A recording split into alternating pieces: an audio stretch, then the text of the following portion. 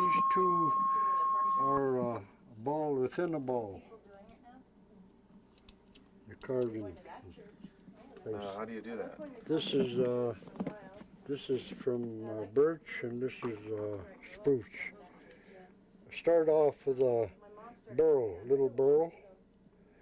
I have a template. I figured out it'd be the easiest one to use a little triangle. So I made a little template and I marked them all out after I got the sphere round. Then I start carving down a little over about close to 3/8 of an inch. I get them all down to the same depth. Then I use a little drill that I could go sideways with. I start from one and I come from this other side here. I keep doing that till I got all the way around and then come to the last one. I held it in place. That one, from doing that, it's already rounded, that ball inside, so I just smooth it out and then I turn it loose and then I got the ball within the ball. Yeah, this one here is birch. That was a little burl. Makes it very strong because the grains are all running in the circle. And what about the fiddle? Is that something that you worked on? Yes, This cherry wood.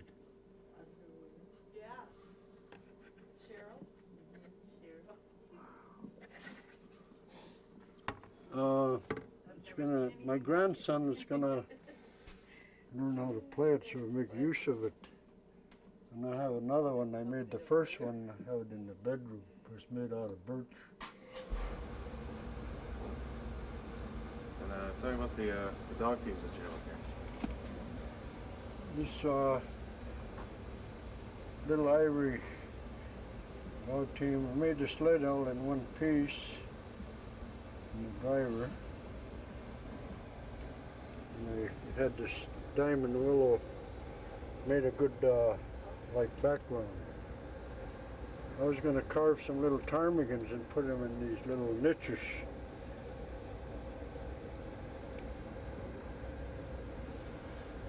This year I got 3 different type of wood. Got cottonwood bark, maple, and birch. So it kind of break the color.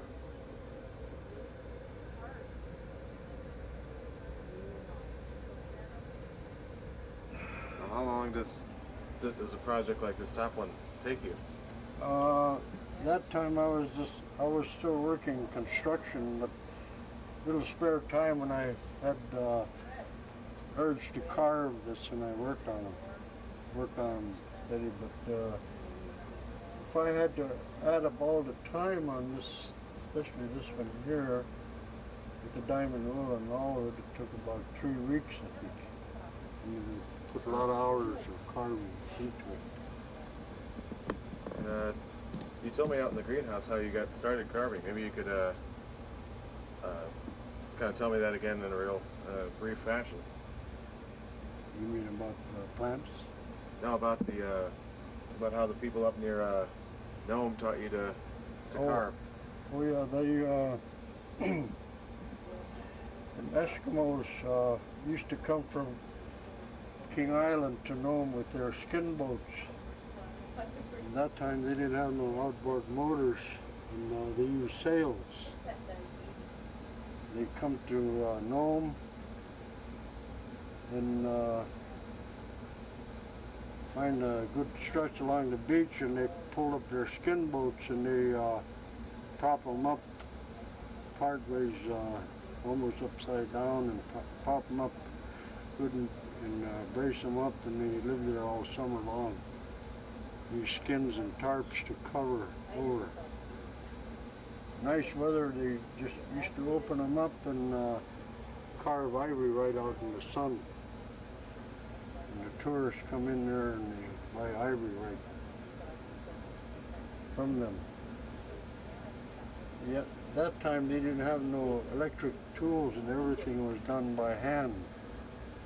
including their drills and the bow. They use little bows for drilling holes and some other tools they used, all the primitive tools they used.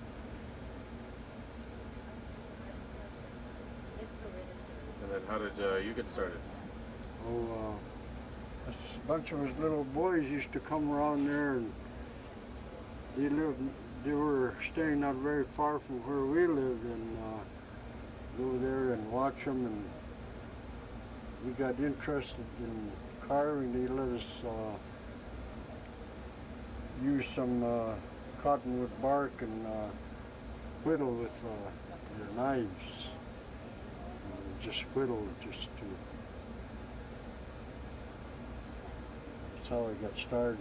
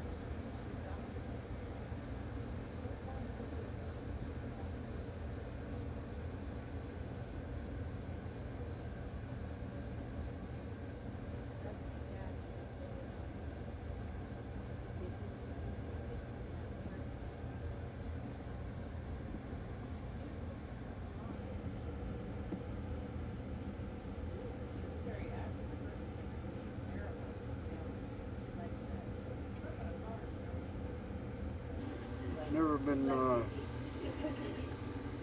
carving for sale. It was just a hobby that I've been doing through the years. We made a trade. I made her a ulu with an ivory handle, done some fancy work on it. Trade for making the doll, driver.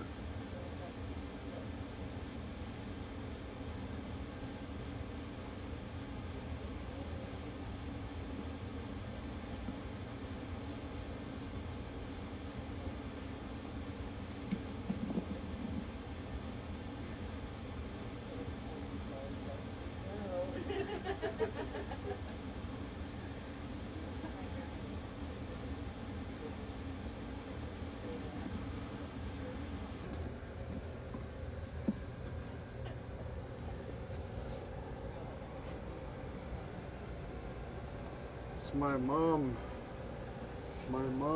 when I was a little boy, taking a gnome.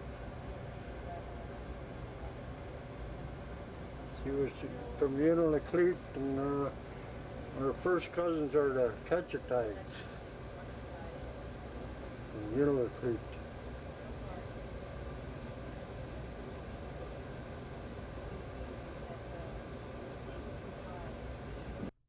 Oh. This table made from willow, cottonwood, some of them diamond willow, and all this here framework is cottonwood, and the legs are, you see, diamond willow.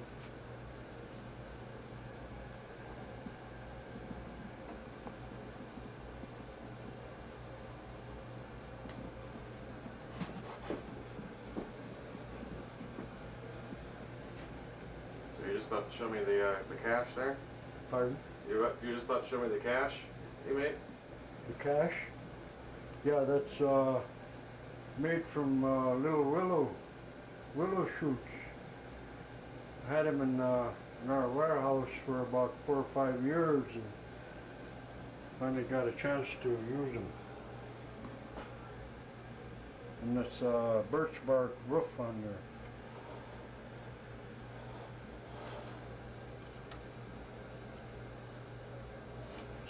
Cottonwood on the bottom. It's a very pretty wood, that cottonwood. Actually, you would just rotate that around again for me so I can get a close-up picture.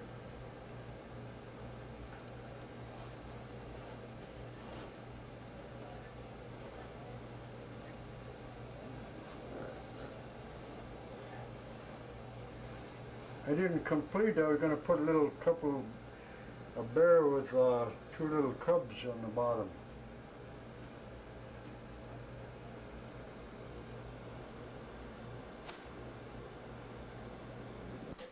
So this is your workshop in here then? Yeah, yeah, for accurate drilling I use that. I have to do some accurate drilling.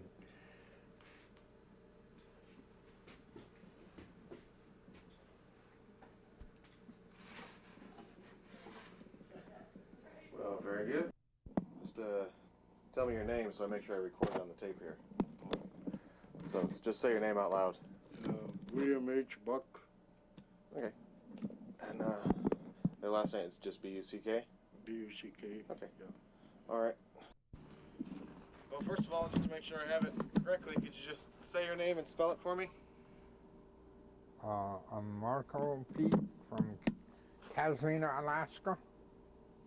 Alrighty. And well, first of all, how long have you lived here? I live here in Valley all of my life. Born and raised in Copper Center. And over that time period, what have you seen as far as changes in the way that the land's being used and the amount of people? Or over the hunting grounds? Or? Yeah, or on the river or wherever. Well, getting overcrowded for people that come here that I think fishing's going on the same thing as hunting. Is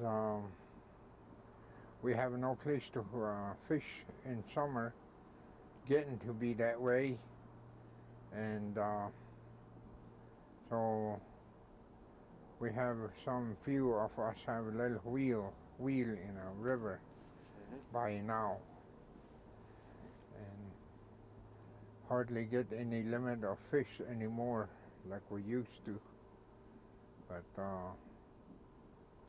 we get how much ever we put in every year, and last year it went down. Fish, we never have fish. We used to get a couple of 300 fish a year, a night, and whatever we can't use, we give it away to another native that they need if they need it. And last summer it was pretty hard to get any fish from out of the wheel because I don't know what was going on in Cordova really, but from what I hear is Seattle fishermen, they let them fish in Cordova and then they take it back to Seattle. From there they selling them by the pound of fish, $35 a pound. And I have bumped into some people from down low 48 that they says if they sell fish 35 cents a pound, $35 a pound, is that truth? And I said, no, I don't know how to sell fish. I never did that in my life. For use the subsistence, and we put it away, what we do, for the winter. Even though if years ago we used to fish and we take care of it. We never waste any fish. Today, I see white people fishing. They take it out of the hook, look at it and put it back in the water. I don't like that. I don't care for wasting animals and fish like that because we grew up with those things. And why they don't let us have that much fish, I don't know what's going to be this summer. I don't know what's happening last year. I just think about it. And we use everything on fish too or as I was growing up. We use the heads, and all. We don't throw away things like they wasting today. I don't like that wasting thing, throwing stuff in a river. We never did that. We take care of our fish. And that's what we did. We dry it, and we froze some. Those things we did. Even if we didn't have refrigerator, we still had fish, green fish, like silver salmon. We got those things, like steelhead, and we put it away. All the dry fish been put away, all them for eat. We did that. Do you remember what some things were that your parents, when you were little, maybe told you about respecting the land? A land? Yeah. Yes. We kept that clean, even if we use of firewood and logs that we never waste them logs for nothing. We didn't even cut any timber, anything for nothing. We use it for heat, building house, stuff like that, or make something for fish rack or something. That's the only time we disturb those timber too. Today you see everywhere pile of logs there, and it's rotting away. Now what a waste they doing today. When you're around and you see the story that we're doing, as you probably know, is about some of the trespass problems that Ahtna is having to deal with. And when you see some of those things going on, as far as people that don't really belong in the land going where they shouldn't, how does that make you feel? It make me feel bad if they don't use things land right or anything, and then they just disturb the whole our land. What I think about what we never use. If we don't use this land, we never disturb it. We leave it there for animal to use. Animal use all kinds of stuff that what they been clearing the land and been doing this and that, playground, whatever they made, and then they forget about it. And that is a bad thing to do too. All the land out here is growing of wild things that wild animal have, just like us, that people did long time ago. We didn't went out to kill moose just to see the horn and brag about the horn and how big horn you got and throw the moose away. And that's another thing that I don't like. And then they make law that we can't hunt here, we can't hunt there. And I don't like that either. Because they don't know how, they never even see a moose sleep or wake up or going to bed. We know ourselves when not to disturb animals. And white politician down there, I wouldn't say white man, but they are white man. But the politician, they make a law without seeing any animal in Alaska. I don't like that, and I don't think half of my people like that. And that's okay if they come up here and seeing the animal, how they live, but they don't. They make a law, big law from way down there. I don't care for that. If I was a politician to make law down there in the United States, I go down there and live with the animal before I make the law. That's how I feel about them people.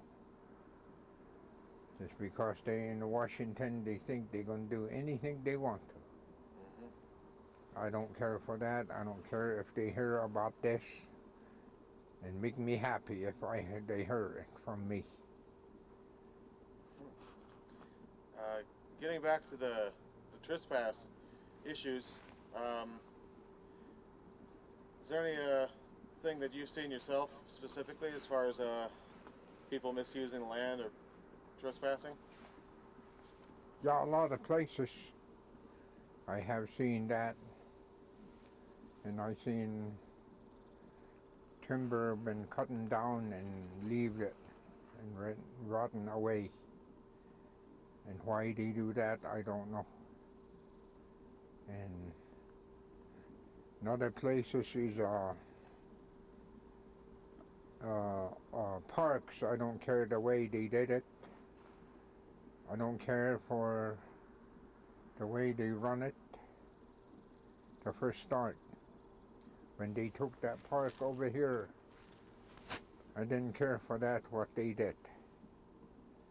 That were our native people from Ahtna hunting ground all the way up to Single Eye Mountain, all the way up, and all the way down to Ken McCarthy.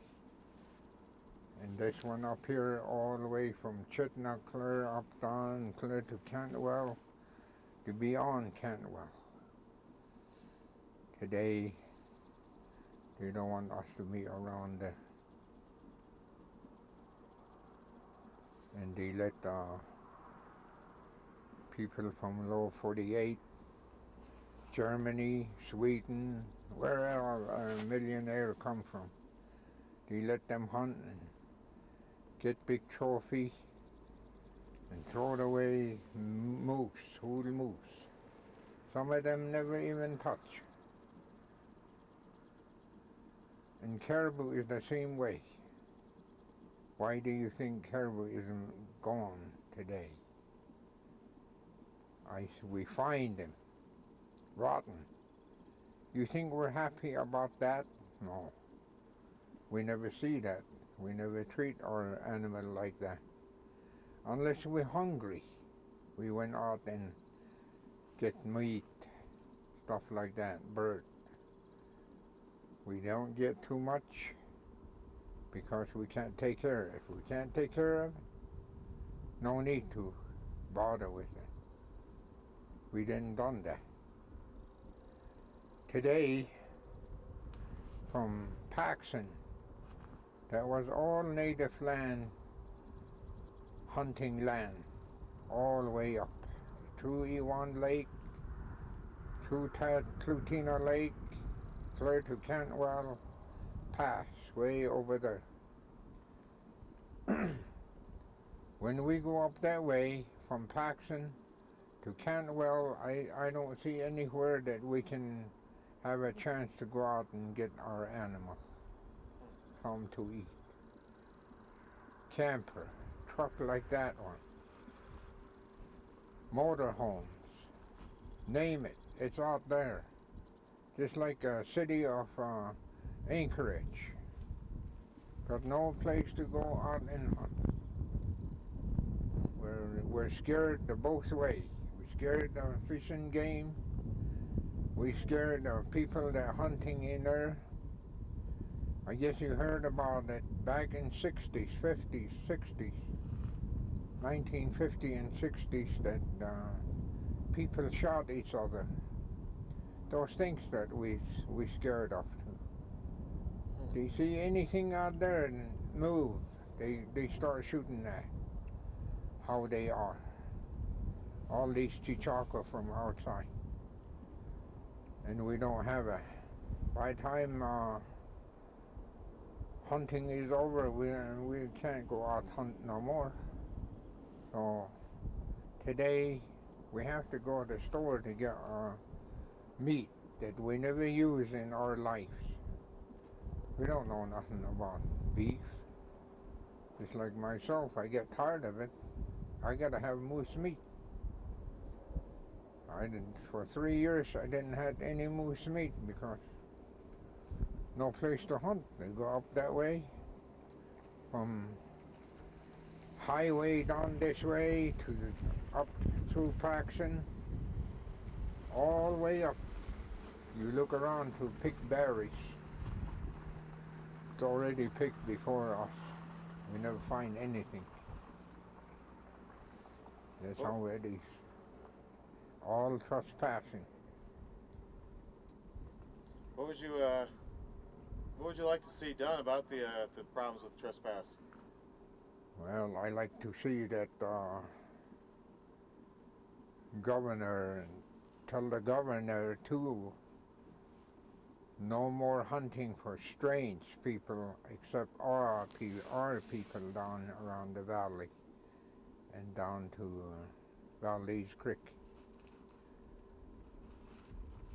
and all the way up to Cantwell. If they gave us a chance to go out and I get our meat like we used to, I'll be happy, but they don't. It kind of discourages me, but there was things that they do. And right now we don't have any moose left, hardly. And another thing they put in here is that harp up here. I don't like that. I'm against that. That's a radiation. Where do you think we all native and white are dying today? That's where it comes from. The government don't care. He doesn't care you and her or me die today. No. Just be, that's what they want. They want people to die. That's all I see here. That radiation is the same radiation they bomb in Japan. It's the same. Yeah. Did they have, they gotta ask permission? Can you tell me about that? Oh yeah. The chief will tell you how many men can go out hunting. One man go that way, the other man here, and the other guy here, and the other guy. Maybe about 4, 6, 7 of them go out hunt. Maybe next day the other people. When maybe 10 moose in the winter. It's good enough for the whole village. And the chief says no more killing. If you're not going to use it, don't kill no more. We had moose. And caribou the same way, limited how much they use in the winter. And summertime we don't hardly eat. Once in a while we eat just like meat and fish, change over, you know. Summertime we eat mostly fish and dry fish and smoked fish, whatever, and berries. We make a lot of berry jams and stuff like that. And I just told our kid the other time that I was in Palmer, and they thought we only eat hard food. And he laughed and said, "You only eat hard food. How do your stomach feel that?" You know, he laughed. I looked at him, I said, "You don't think we only eat hard food. We eat soft food like blueberries and all that. We make jam too before white man came. Don't never down on Indian like that." And the other little kid, he told me, "It wasn't for white man, you wouldn't have a dish what you got today." I said, "Well, I'm not proud of what I got today. I was proud of what I made and helped what I got when I was younger. Pack it in, and I picked blueberries, and I helped my mom picking blueberries when I had time. But I play too much." A lot of kids play all the time, so we used to get in trouble if you don't do anything. Let me pause right there. I have to switch tapes.